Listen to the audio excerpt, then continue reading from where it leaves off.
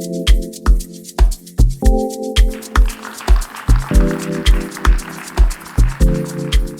kind of work I do actually puts me in the confluence of data. Yeah. And data that cuts across several sectors, from environment to agriculture to agroecology, and of course, remote sensing.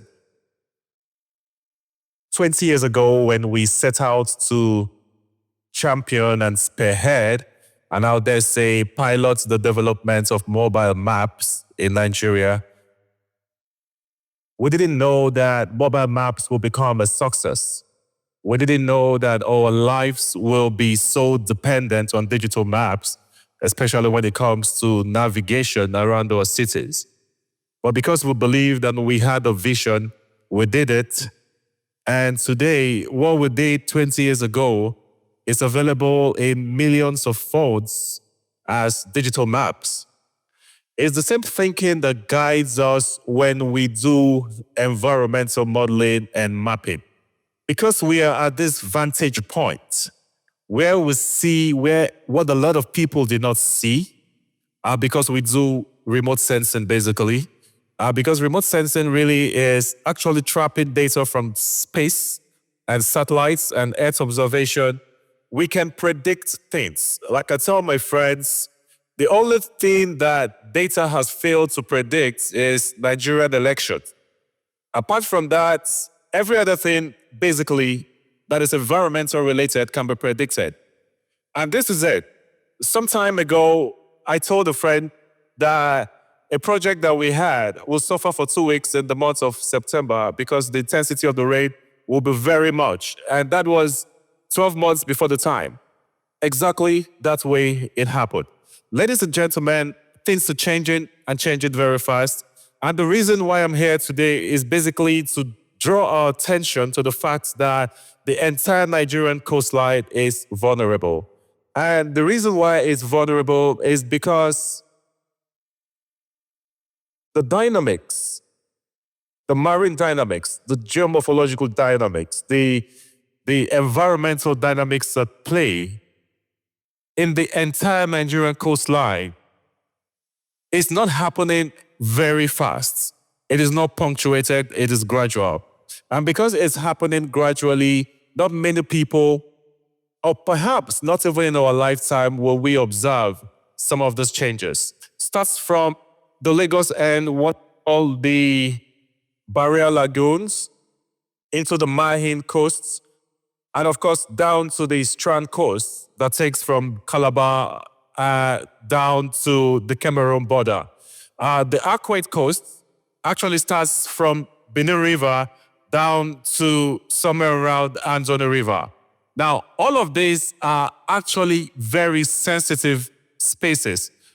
But if you look at the Nigeria coastline, it is 853 kilometers. Now, in 853 kilometers, you have thousands and thousands of species, biodiversities, and all of that. And in the last 50 years, a lot of changes have happened. Some of the shoreline changes that has happened in 60 years. Walker's Island is in Bayelsa State. In 1956, there is a screen there that should show the map in 1956 and the current satellite image representation of that area as we speak. Now, there is a marked difference in that map. You can see erosion has happened and the barrier shield of that community has completely been wiped out. Now, it took 60 years for that to happen. And I'm sure that a lot of people, even fishermen in that area probably might not notice. It's the same phenomenon with sea level rise. Now, sea level rise happens in a very gradual way. It's so gradual that it's about 3 millimeters annually. 3 millimeters annually perhaps is 90 millimeters, that's 9 cm in 30 years. And so NASA has measured sea level rise in the past 32 years. In fact, it started measuring in the year 1992. And from 1992 to the last measurements done in July 2025, sea level has risen about 92 millimeters. Now let's call that 10 centimeters. Now, for a lot of people, you will say 10 centimeters is not much. 10 centimeters across 853 kilometers. In terms of the volume of water, it's about 85 million cubic feet. And if you estimate that, that should be about 34,000 Olympic-sized swimming pools full. Now, imagine that amount of water, salt water, ocean water, push it into the land. That is the best way to actually imagine what sea level rise is. Now, when you look at this from the prism of immediate effect, it doesn't perhaps and wouldn't disturb you. It wouldn't bother you. And I'm happy the young girl that made a presentation here perhaps captured everything that we'll be discussing here today. And she talked about carrying the next generation along. And it's because this generation has been very selfish when it comes to environmental matters. We have practically looked at the environment from the perimeters of our timeline. Climate change, you look at it in details, is futuristic, but it's also now. But the key issues with sea level rise will begin to manifest in generations after us. Some of you here are 18, 19, 20. Some of you are 18, 19, 20. And in 60 years, you'll be 80. Now, telling you about stuff that will happen in 60 years looks like it's a waste of time. But no, it's going to happen, and it will eventually happen. Not in your time, but in the time of your children. Now listen, if we do 3 millimeters sea rise every year, it don't mean that in the next 30 years, we're going to have another 10 centimeter, right? And currently, we already have 10 centimeters in sea rise, meaning that in the next 60 years, we will have 20 centimeters, right? So that's 30 centimeters. Now, with 0.5 centimeters rise in sea level, 50% of the coastal Niger Delta will be flooded. And perhaps we were talking about moving people out of communities and completely relocating communities. Now, this report is not me saying it. It is what more than one research institution has said, including the World Bank. Now, for those that think that climate change is a joke or still a scam, like a certain president will call it, the United States and France launched what they call the Surface Water and Ocean Topography Project. It's called the SWOT Project. Now, the SWOT Project is just dedicated to measuring sea level rise with so much precision. Now, that site and that project is available for everybody to see. You can Google it, and then you can actually track sea level rise, global sea level rise across the globe. And of course, because we are right here in the Atlantic, that effect is directly on us. Now, so that's the reading currently in the past since 93. And this report is from NASA, right? 91.2 millimeters rise. Now, you can do your calculations yourself. In 30 years, we've done about 10 cm. It means that in another 60 years, we'll do another 20 cm. And with 30 meters rise, at least 600 communities in the Niger Delta will be submerged. bear in mind that even though we've not done a detailed digital elevation model mapping of the Niger Delta, large parts of the, especially western delta, from the San Bartolomeo River down to Ramos, are actually below or maybe just 1 meter sea level. And so you see what is already happening in a place called Ayetoro Ilaje in Ondo States, right? It's in the Mahin Flats. It's a place called the Mahin Flats, just after Benin River towards Ondo States. Now, the community is already submerged. 50% or 30% of this community is already submerged. And this is not just flood happening. Now, there's something you need to understand, that the Niger Delta is like a drain. It drains the nation, really. So the adaptation, climate change adaptation stuffs that are going on in the upper river basins are also impacting us here in the Niger Delta, while we also have the issue of sea level rise to deal with. We have oil exploration to deal with, and you've heard all the stories that have come from Dr. Briggs and all of that. Now we also have anthropological issues to deal with. Now, all of this culminating into major stresses of the environment in the Niger Delta. And mind you, the Niger Delta is still one of the most pristine ecosystems in the world. But every organization that has researched here calls it one of the most sensitive environments on the globe. And what does it mean to be sensitive? Environmental sensitivity basically is a degree to which an ecosystem or landscape is vulnerable to disturbance and how strongly it reacts when it is stressed. So the same way human beings are sensitive to stress, the environment is also sensitive to stress.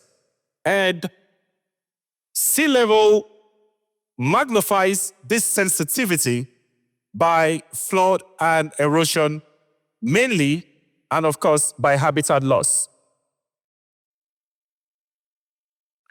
Now, one thing we have done, all of the speakers have talked about the issues and the challenges that we've had in the Niger Delta. But one thing that is very important is what can we do and what should we be doing? One thing we've done with a client over the past few years is the development of the Environmental Sensitivity Index map. Now, the Environmental Sensitivity Index map is a comprehensive development of what I call a vulnerability inventory of the entire Nigerian coast. This took us perhaps 3 years to completely develop, working with environmental experts, geographic information system experts, remote sensing experts, and of course, a team of data managers. What you see on this map, unfortunately, we can't zoom in because this is a static map. This map is actually digital. What we've done is to digitally inventorize every grid in the Niger Delta, meaning that we have looked at the vulnerability and sensitivity of every grid, because this map was done in grids. So every section of the Niger Delta has been covered. Now I'm going to show you exactly what this is or what it looks like when you zoom into it. Environmental sensitivity is not the same across board. So the sensitivity at the Barrier Lagoon is not the same at the Mahin Flats. The sensitivity at the Aquate Delta is not the same at the Mud Coast. The sensitivity at the Mud Coast or Mangrove is not the same as the Strand Coast. And the sensitivity of a freshwater creek is not the same as sensitivity of saltwater creek. So there are variations in all of these. And typically, environmental sensitivity index maps were used or are still used as oil spill contingency plans, meaning that when there is a spill, we need to know exactly how to respond to that spill. But for you to understand how to respond to a spill or an emergency, you need to first understand how sensitive that environment is. You need to understand what kind of habitat it is. Is it sand? Is it what the nature of sand? Is it mangrove or is it just pure? So if you look at the legend of the ESI, we have classified the shoreline habitats into about 10 components. You have exposed seabeds, you have fine sands, you have medium to coarse sand, you have sandbar, you have vegetated low banks, you have mangrove and all of that. It's just stated there. Now, the reaction of crude oil on sand, on coarse sand, is different from the reaction on fine sand. It's also different from the reaction on mangrove. So your intervention matters. Now, what this sensitivity index map does, and by the way, these maps are digital. What we've done is to digitize this. So it's available in a software. So for instance, when there is a spill, what happens is you only need to know the location of that spill. The moment you know the location of that spill, and if you impute it into the ESI map application, it takes you to that location, and it shows you the vulnerability. And how do you see the vulnerability? Now, on this map you see on your screen, you see some dot, because it's a bit of a distance from you probably wouldn't see all of it. You can see every kind of fish, every kind of biodiversity, the specific kind of vegetation in that particular area. Now, I'm looking at this from a distance, but I can tell that that's the Andoni River estuary. Now, the biodiversity in Andoni River estuary is different from the biodiversity at the Bonny River estuary. It's different from the biodiversity at Ramos River, at Escross Ross River, at Focados River, or Imo River. So the same way you respond to a spill in a particular estuary or particular location will be different from the way you respond to another. Because in certain areas, there are probably endangered species that you have to deal with. In certain areas, there's certain species of tilapia that you have to deal with. In certain areas, there are certain kinds of snake that you have to deal with and protect. And also, when we model oil spills, we want to model, what we do is that we are looking at the trajectory of the spill. So it means that in the next 3 days, where will this spill be? Where will the oil films be? Now, knowing that, you can now go to your ESI map and protect any kind of biodiversity that you want to protect. Or you can say that, listen, at the Andoni River, for instance, we have a density of nesting areas. And what nesting areas are areas where fishes breed, right? Where they lay their eggs or where turtle lays their eggs and all of that. Now, this information are very critical in actually responding to oil spills. I'll tell you a story about the Akasa estuary, right? There are certain species of leatherback turtles that travel all the way from Europe just to come to that part of Bayelsa to nests, right? They just come there, lay their eggs. Unfortunately, when some of them come there to lay their eggs, they miss their Waterloo because our people pick them up as meats, right? But these are actually endangered species, and I'm happy that the Akasa community, working with some international groups, have actually stopped doing that. But to show you how important our coastlines are, we have hundreds of nesting and breeding sites along the Nigeria coastline. But up to this moment, we have not in any way inventorized any of them. And so what we've done with the ESI maps to show exactly where these nesting sites are and to show precisely where our biodiversity, threatened biodiversity, endangered biodiversity actually are located across the Niger Delta. Now, ESI maps are done for OSP contingency planning. And what we did here basically was to show that we now have data across board showing the vulnerability of our shoreline. But then, this is not just for oil spills. This is also for us to prepare for sea level rise. The only thing that is not complete with the ESI map, which we must start as governments, as people, and as CSOs and NGOs, the topography map. Now, the vulnerability of communities is mainly defined by their mean sea level, meaning that because most of our communities are at about 1 meter, 2 meter above sea level, it makes the lower you are, right? The lower you are, the more vulnerable you are. And so first of all, to add to the ESI maps, we also need to identify what are the frontline communities. We've seen that Ayetoro is a frontline community. All the communities at the Mahin coast, from Benin River down to the larger axis, are all frontline areas. Those communities exist at below 1 meter sea level, meaning that at 50 centimeters sea level rise, those communities will be submerged. There are also some inland, right? Inland settlements that are also below sea level. And so it is the responsibility of governments, especially, to do a comprehensive topographic map using a technology called LiDAR, which is light detection or ranging. That is the only way that we can map below foliage, right? It's a foliage penetration radar mapping that we need to do. That mapping will help us identify the exact heights and level of communities, and so we can now tell how vulnerable they are to sea level rise. Now, the most vulnerable sectors are fishing, farming, oil and gas, port trade, and communities. But in this respect, we want to look at fishing and farming because these are the areas that affect livelihood. Now, beyond fishing and farming, we also have communities. Now, when you have saltwater intrusion, it's already happening, even in Port Harcourt. There are parts of Port Harcourt where when you drill, instead of hitting fresh water, you begin to taste salty water. Saltwater intrusion is already happening in urban areas. And then talk more about the coastal areas.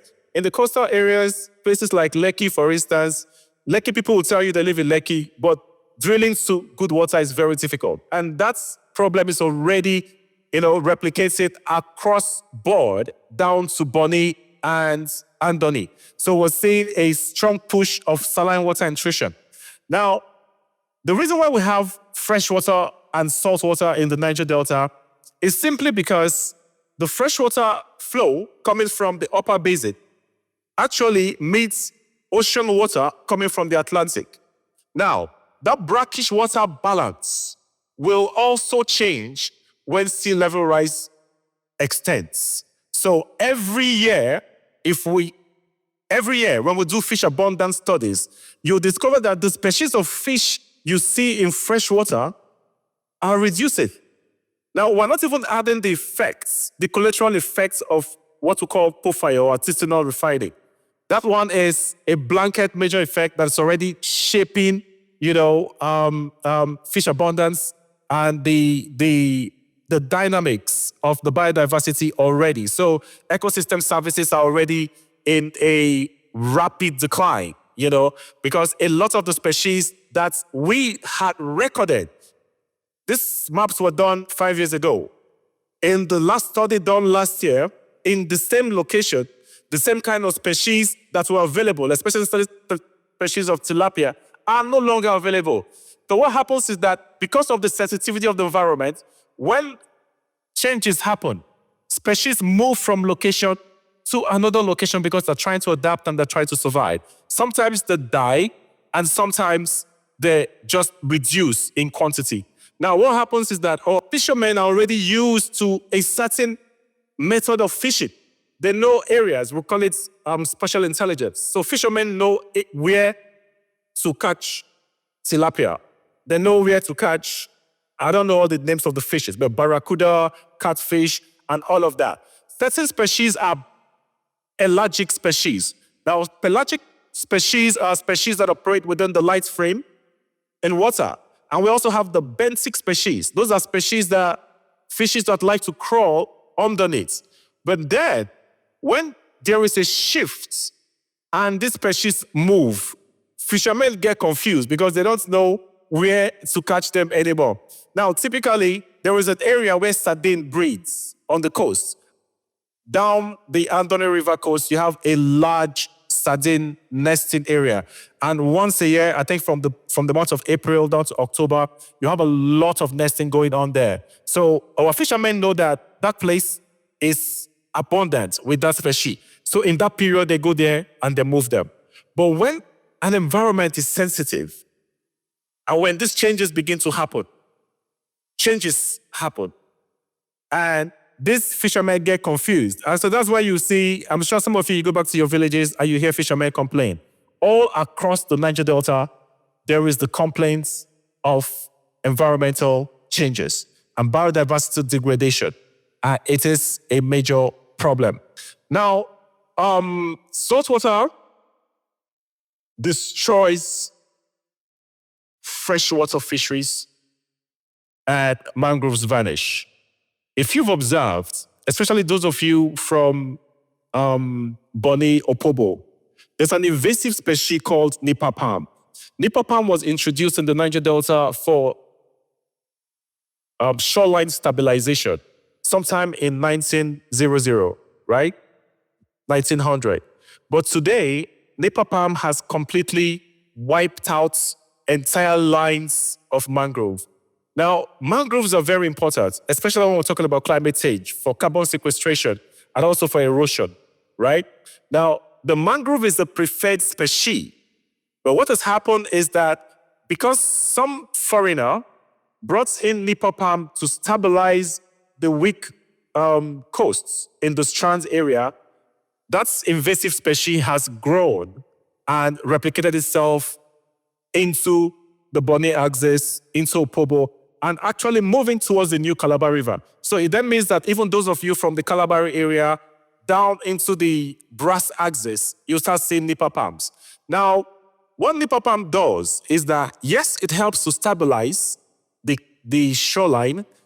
It also kills and removes mangrove. And the moment you remove mangrove from its location, all of the species that come with mangrove will die. You cannot see mud skipper, for instance, in an area where you have Nipa palms. So some of these issues are fast affecting our environment. And because our environment is very sensitive, every little change, whether it's saltwater intrusion, whether it's erosion, affects biodiversity. Now, in one of the early maps that was presented, you could see the shoreline recession. But the beauty and the crazy thing about the Niger Delta dynamics is that the rate of erosion and the rate of accretion is actually almost equal. So at parts of the shoreline, erosion is happening, and at other parts of the shoreline, actually accretion is happening. Accretion is actually the opposite of erosion. The doctor talks about bioaccumulation, and that's about spills, right? And environmental sensitivity index mapping actually were originated and started because of spill response. But one thing we've also, just to confirm what you said, is that when you do bioaccumulation studies, you discover that bioaccumulation, which is the fact that hydrocarbon have been taken in by fishes, right? And then we harvest these fishes and eat these fishes, and then, of course, have the impact of bioaccumulation. So, and that happens through the food chain. Sometimes it's bioaccumulation that's happened in zooplankton, and then, or phytoplankton, and then the fish eats the zooplankton, the fish picks up hydrocarbon, and then human beings actually take that up as well. And so it's important that we do our checks normally, because nobody takes fish to NAFDAC, right? When you go to the waterside to buy fish, nobody takes it to NAFDAC. So it is what is in the fish that you consume. But going forward, I think what is important for us in this conversation, and the reason why I think this conversation is important at this time, is the fact that we need to first of all identify that we are vulnerable. Vulnerability is not a bad thing.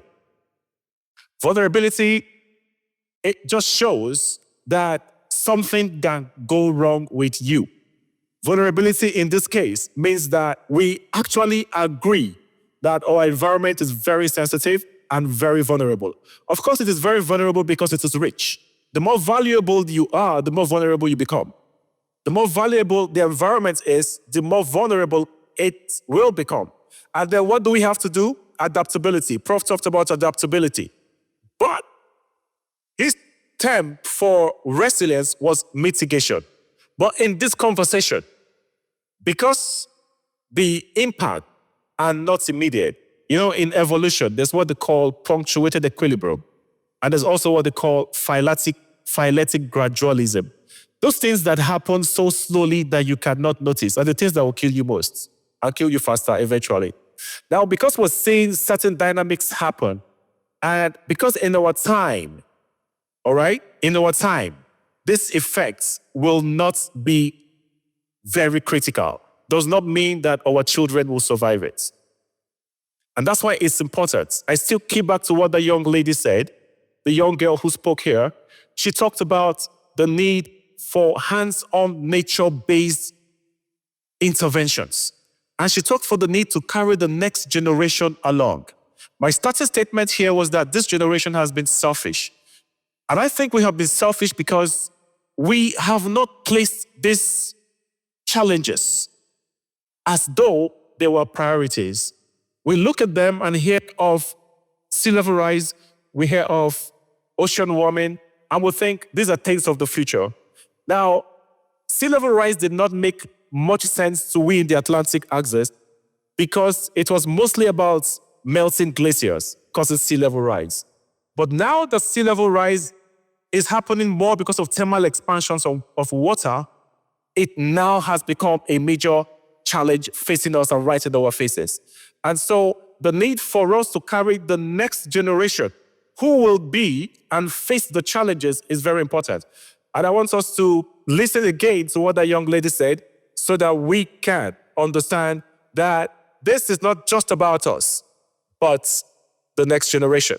And for us not to be selfish, it is upon us to carry this message. Every one of us, to every community, to every household, because there is something that you can do. Thank you.